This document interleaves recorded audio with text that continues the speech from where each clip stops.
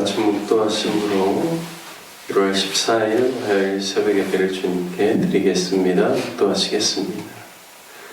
감사로 하나님께 제사를 드리며 지존하신 이에게 내 소원을 갚으며 환난 날에 나를 부르라. 내가 너를 건지리니 네가 나를 영화롭게 하리로다. 감사로 제사를 드리는 자가 나를 영화롭게 하나니 그의 행위를 옳게 하는 자에게 내가 하나님의 구원을 보이리라. 아멘. 하나님 아버지, 주님 앞에 나와 이른 새벽 또 주님께 기도하며 또 한 주를 시작하며 예배드릴 수 있도록 인도하여 주시니 감사를 드립니다. 하나님 아버지, 오늘 주님을 찬송하고 주의 말씀 가운데 하루를 시작할 때 하나님의 진리로 우리의 심령을 깨우쳐 주시고 이번 한 주간도 주님과 동행하는 삶을 살게 하여 주옵소서. 감사가 넘치는 삶이 되게 하여 주시고 감사로 주님을 영화롭게 하는 귀한 한 주가 될 수 있도록 인도하여 주옵소서. 우리 주 예수님의 이름으로 기도드립니다. 아멘. 찬송가 260장, 통일 찬송가 194장, 우리를 주에서 구하시려 찬송하신 후에 박혜균 장로님 대표로 기도해 주시겠습니다. 찬송가 260장입니다. 통일 찬송가 194장입니다. 우리를 죄에서 구하시려.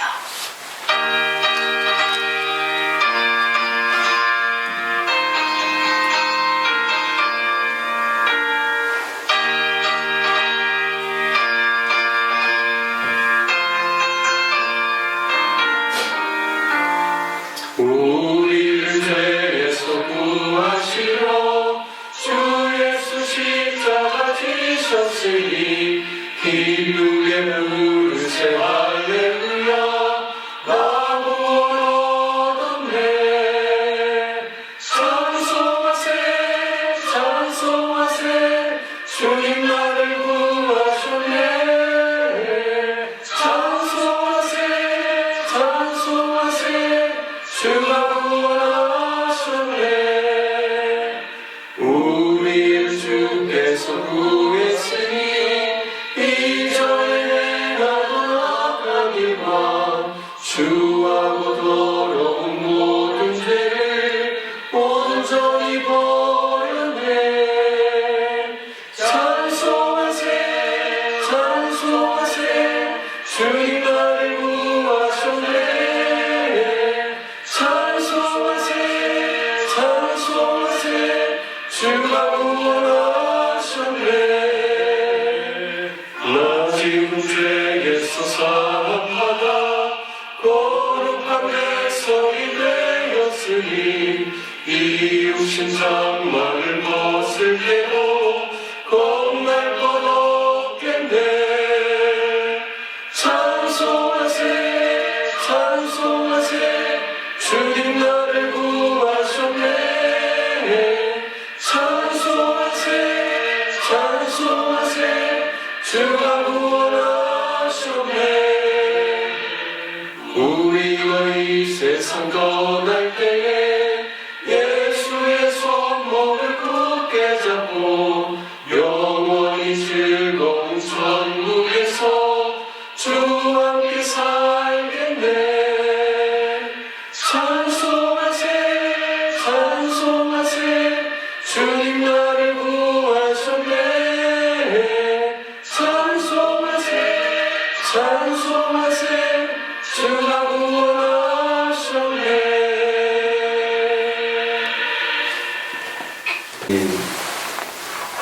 좋으신 아버지, 또 이른 새벽에 주님 앞에 모여서 우리의 마음에 심령을 드리고 주님 앞에 잠잠히 인도하심을 구하는 이 시간, 예수님의 좋은 습관을 놓고자 주의 한가한 시간에 한적한 곳에 고요한 새벽 운명의 주님 앞에 섰습니다. 말씀을 통해서 주의 마음을 더 깊이 알게 하시고 주의 성품을 본받기를 원하는 사랑하는 우리 성도들 가운데 하나님의 어떠하심을 나타내 보여주옵소서. 우리의 생각과 마음을 다 내려놓고 온전히 주께만 집중하고 하나님 이 고요한 시간에 주님을 더 깊이 알아갈 수 있는 복을 알아가시고 또 주님의 마음을 우리가 우리의 마음에 새기고 또 주의 성품을 더 담기를 원하는 저희의 간절한 마음 안에 주님 응답하셔서 날마다 주와 동행하는 그 아름다운 기쁨을 우리가 참 만족할 수 있도록 하나님 그렇게 이끌어 주시기를 기도합니다. 이 새벽에 주님을 더 깊이 경험하면서 주님과 그 사귐이 날로 더 깊어지는 귀한 시간 될 수 있도록 인도하여 주옵소서. 하나님 아직 이 나라 혼미하고 앞이 보이지 않는 그런 상황이 있습니다. 하나님 속히 안정되게 하시고 또 이미 하나님께서 이 나라를 흔들었사오니 이제는 죄를 믿는 경건한 백성들이 온전히 주께 돌아오는 역사가 이 기간을 통해서 일어날 수 있고 또 주의 백성들이 그간의 잘못을 온전히 회개하면서 주의 용서함을 구하는 그 이 기간들이 되게 하셔서 이 나라가 온전히 하나님이 쓰시는 교회, 쓰시는 나라가 될 수 있도록 하나님 그렇게 은혜를 베풀어 주옵소서. 하나님 로뎀나무 교회 위에 기도합니다. 아직은 많이 훈련되지 않아서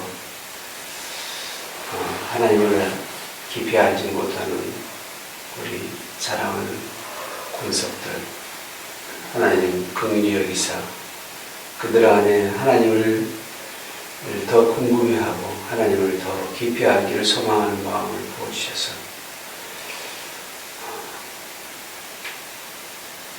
삶 속에서도 하나님이 내가 경험한 하나님을 증언할 수 있는, 증거할 수 있는 그런 넉넉한 믿음들을 허락하여 주시고 그래서 우리를 부르신 하나님의 그 부르심에 반응하며 온전히 화답하며 주께로 더 가까이 나아가는 거룩한 백성들 될 수 있도록 축복하여 주옵소서.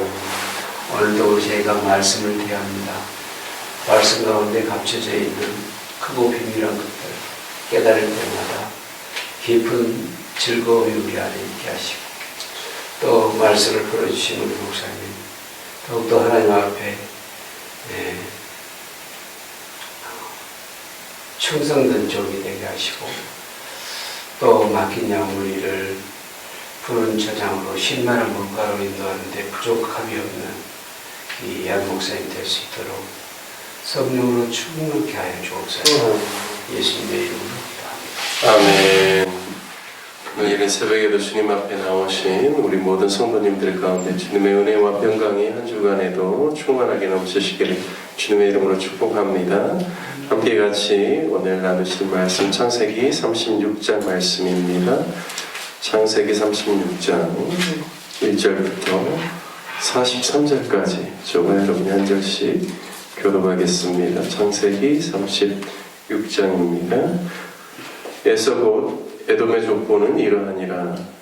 에서가 가나안 여인 중 헷 족속 엘론의 딸 아다와 히위 족속 시므온의 딸인 아나의 딸 오홀리바마를 자기 아내로 맞이하고 또 이스마엘의 딸 느바요의 누이 바스맛을 맞이하였더니 아다는 엘리바스를 에서에게 낳았고 바스맛은 루엘을 낳았고 오홀리바마는 요스와 얄람과 보라를 낳았으니 이들은 에서의 아들들이요 가나안 땅에서 그에게 태어난 자들이더라. 에서가 자기 아내들과 자기 자녀들과 자기 집의 모든 사람과 자기의 가축과 자기의 모든 짐승과 자기가 가나안 땅에서 모은 모든 재물을 이끌고 그의 동생 야곱을 떠나 다른 곳으로 갔으니 두 사람의 소유가 풍부하여 함께 거주할 수 없음이로라. 그들이 거주하는 땅이 그들의 가축으로 말미암아 그들을 용납할 수 없었더라. 이에 에서 곧 에돔이 세일산에 거주하니라. 세일산에 있는 에돔 족속의 조상 에서의 조건은 이러하고 그 자손의 이름은 이러하니라. 에서의 아내 아다의 아들은 엘리바스요 에서의 아내 바스마스의 아들은 루엘이며 엘리바스의 아들들은 데만과 오말과 스보와 가담과 그나스요. 에서의 아들 엘리발스의 척 딥나는 아말렉을 엘리바스에게 낳았으니 이들은 에서의 아내 아다의 자손이며 루엘의 아들들은 나앗과 세라와 삼마와 미사니 이들은 에서의 아내 바스맛의 자손이며 시므온의 손녀 아나의 딸 에서의 아내 올리바마의 아들들은 이러하니 그가 여호수와 얄람과 고라를 에색에 낳았더라. 에서 자손 중 족장은 이러하니라. 에서의 장자 엘리바스의 자손으로는 대만 족장, 오말 족장, 스보 족장, 그나스 족장과 고라 족장, 가담 족장, 아말렉 족장이니 이들은 에돔 땅에 있는 엘리바스의 족장들이요 이들은 아다의 자손이며 에서의 아들 루엘의 자손으로는 나 족장, 세라 족장, 삼마 족장, 미사 족장이니 이들은 에돔 땅에 있는 루엘의 족장들이요 이들은 에서의 아내 바스맛의 자손이며 에서의 아내인 올리바마의 아들들은 여호수 족장, 얄람 족장, 고라 족장이니 이들은 아나의 딸이요 에서의 아내인 올리바마로 말미암아 나온 족장들이라. 에서 곧 에돔 자손으로서 족장된 자들은 이러하였더라.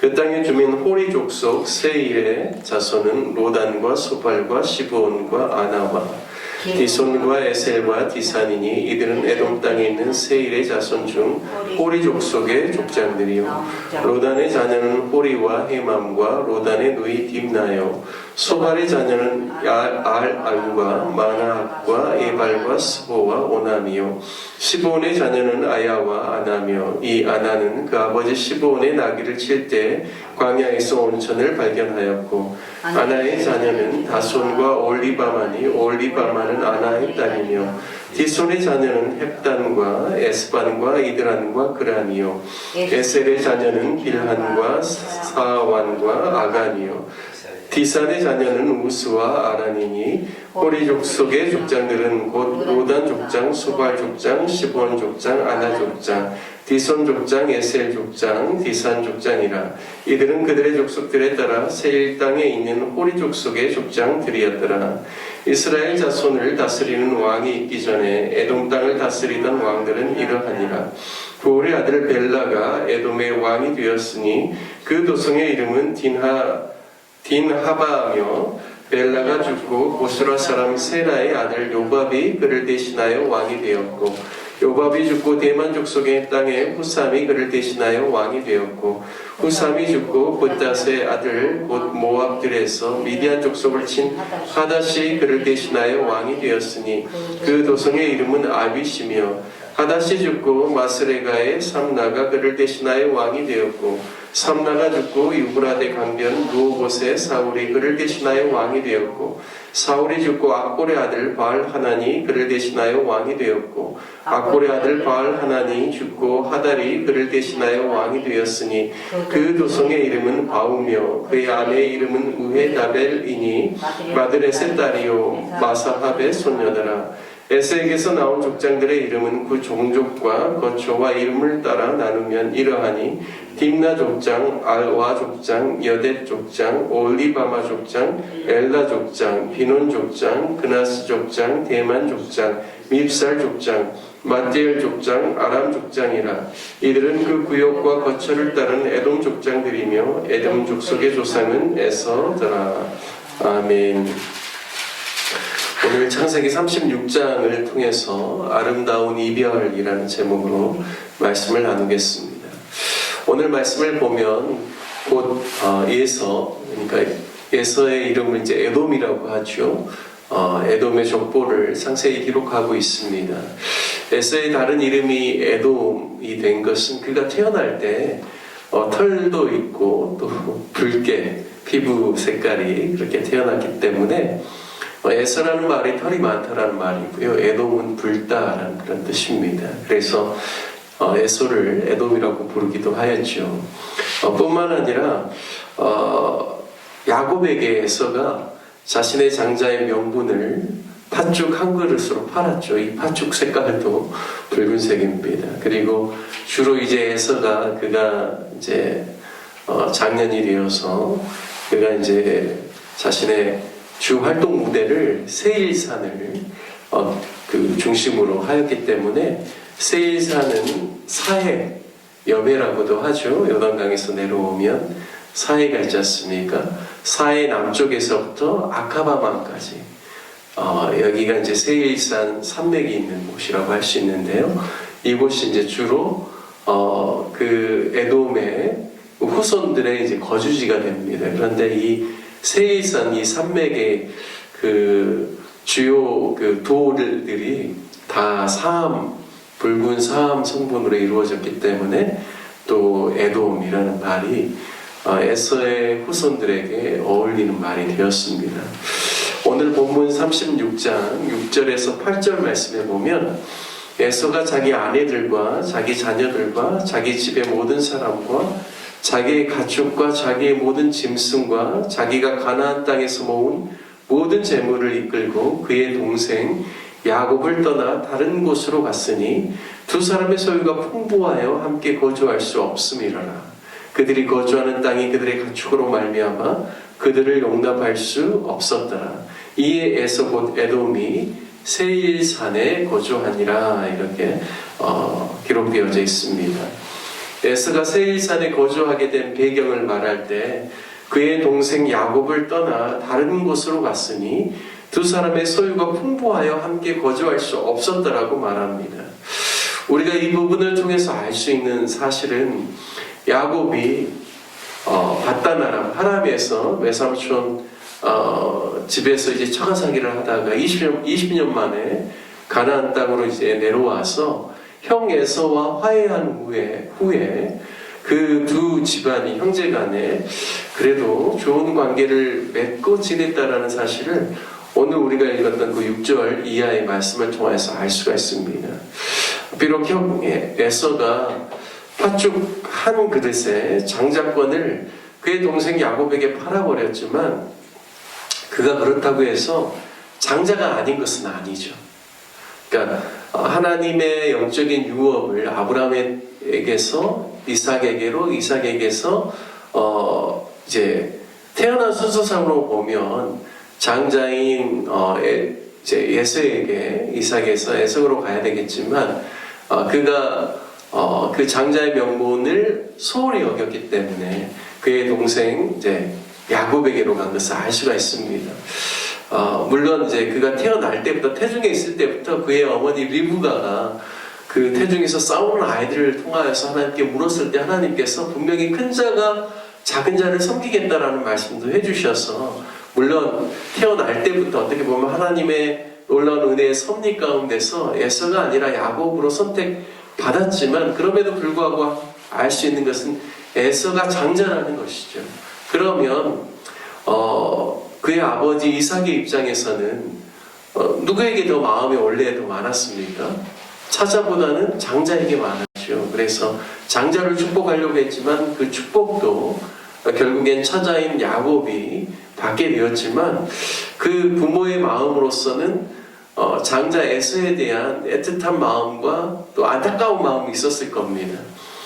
그래서 무엇보다도 이삭이 가지고 있는 많은 부에 대한 소유를 장자인 그래도 에서에게 많이 유산으로 물려주지 않았는가라는 것을 우리가 충분히 추정할 수 있습니다. 왜냐하면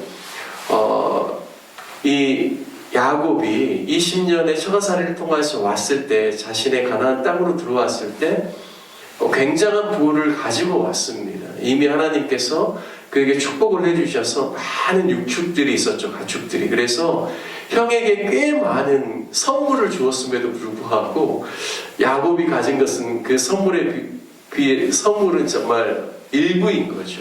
굉장한 부를 소유하고 야곱이 왔습니다. 하지만 에서도 그의 아버지 이삭이 상당한 또 부자였다는 것을 우리가 알 수 있죠. 그의 아버지 이삭이 그랄에 갔을 때 하나님께서 축복해 주셔서 100배의 복을 받았다라고 이야기를 하고 있고요. 그가 상당한 부를 소유했다는 것은 또 알려주시고 또 그 지역사회 안에서 그의 부와 또 영향력 때문에 또 군대 장관 비고를 통하여서 아비멜렉이 와서 협약을 맺을 정도로 그의 아버지 이삭도 상당한 부를 가지고 있었습니다. 그래서 그가 가지고 있는 것들이 상당 부분은 에서에게 유산으로 상속되었다는 사실을 우리가 충분히 추정할 수 있습니다. 그래서 오늘 본문에 보면 에서와 야곱이 소유가 너무 많아서 그들이 함께 그 땅에 거주할 수 없어서 결국에는 에서가 세일로 자신의 자녀들과 모든 소유를 이끌고 세일 땅으로 갔다라는 것을 산으로 갔다라고 그렇게 표현하고 있습니다. 저는 이 부분을 보면서 누구를 생각하게 됐냐면 아브라함과 조카가 나누어졌을 때, 롯이 나누어졌을 때를 좀 생각을 해보게 되었습니다. 좀 비슷한 상황인 것 같지만 다른 상황이죠. 어떤 차이점이 있냐면 아브라함의 이제 목축을 하는 그 목자들과 롯의 그 가축을 치는 목자들이 그 땅에 함께 같이 그들을 용납할 수 없어서 목자들이 서로 다퉜다라고 이야기합니다. 그때 아브라함이 제안을 했던 것이 네가 좌하면 내가 우하고 네가 우하면 내가 좌하리라. 그리고 선택권을 먼저 주었죠. 그때 조카 롯이 온 소할 땅 요단의 그 들을 보면서 그게 물이 넉넉하고 너무 좋았기 때문에 그 땅을 선택하여서 떠났다라고 합니다. 그러니까 결국에는 롯이 그 삼촌으로부터 분가하게 된 가장 중요한 이유는 무엇이냐면 부를 쫓아서 간 것이죠. 목축하기 좋은 땅을 향해서 나가는 겁니다.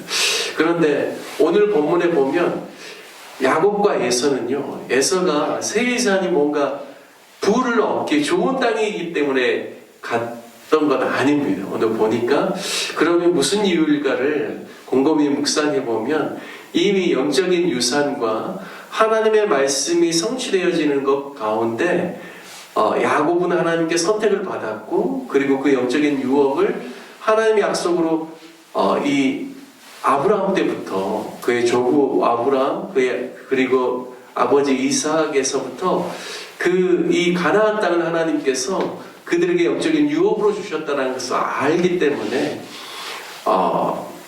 그 소유가 넉넉하여서 함께 할 수 없어서 에서가 세율로 갔다라고 이렇게 해석할 수 있다라고 저는 그렇게 이제 묵상을 한 겁니다. 그러면 롯의 선택과 이 에서의 선택은 상당한 차이가 있죠. 그리고 무엇보다도 오늘 본문의 말씀에 보면 36장에는 누구의 족보를 소개하고 있냐면 에돔의 족보를 소개하고 있습니다. 에서가 그 헷 족속에서부터 나온 두 아내와 그리고 이스마엘에게 가가지고 얻은 새 아내를 통하여서 얼마나 많은 족장들이 일어나게 되었는지 이러한 내용들을 오늘 잘 수록하고 있습니다. 특별히 나중에 애굽에서 이스라엘 백성들이 430년을 노예로 살다가 그들이 이제 가나안 땅 약속의 땅으로 올라갈 때 특별히 이 에돔은 물론 그 땅의 그 길을 이용할 수 있도록 요청을 했지만 에돔이 그것을 거절하였지만 결국에는 그렇다고 해서 이스라엘 백성들이 에돔과 뭐 싸웠다든지 다퉜다든지 이런 기록은 전혀 없습니다.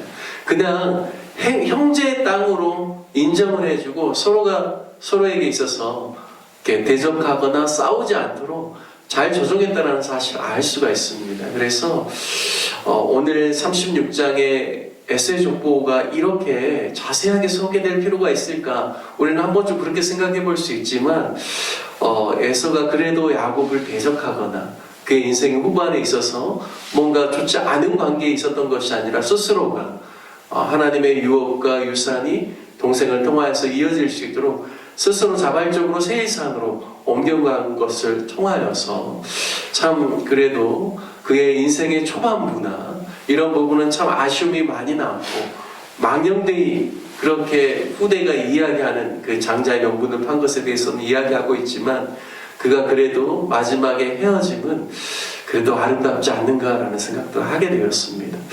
우리가 늘 인생을 살다 보면 만남이 있고 헤어짐이 있죠.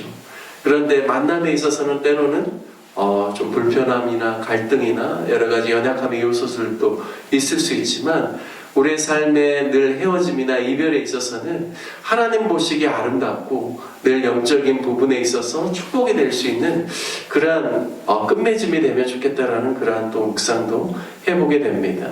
오늘 말씀을 통하여서 에서에게 있어서 많은 그의 연약함도 있고 부족함도 있지만 그래도 마지막 야곱과의 헤어짐에 있어서는 아름다운 그런 모습을 통하여서 우리에게 에서의 족보를 소개해 주는 것처럼 우리도 인생 가운데 만나는 수많은 사람들과 만남보다 헤어짐이 더 아름다울 수 있는 그런 믿음의 삶, 축복되는 삶이 되는 인생을 사시는 저와 여러분 되시기를 주님의 이름으로 축복합니다. 함께 같이 말씀 적용하며 기도하기를 원합니다. 하나님을 맡겨주신 각자의 믿음의 유업을 최선을 다해서 감당할 수 있는 귀한 삶을 살아가는 저희들 될 수 있도록 기도하시고 또 혹시 나와 함께하고 있는 사람들과 혹시 또 불편함이나 마음에 또 갈등이 있다라면 화해와 용서와 용납을 통하여서 우리에게 은혜의 삶이 계속해서 사람들과의 관계 속에서 이어지고 또 만남보다 또 헤어짐이 더 아름다울 수 있는 그러한 인생들이 될 수 있기를 위해서 함께 같이 기도하면 좋겠습니다.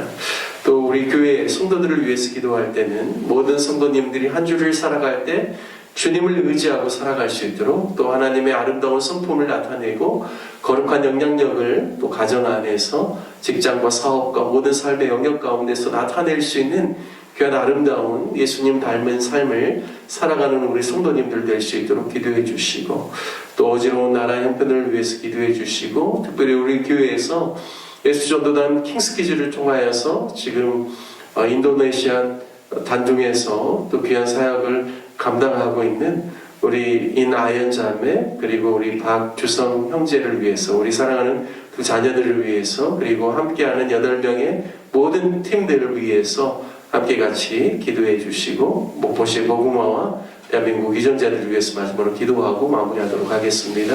우리 다 같이 주님의 이름 한번 부르시며 함께 기도하겠습니다.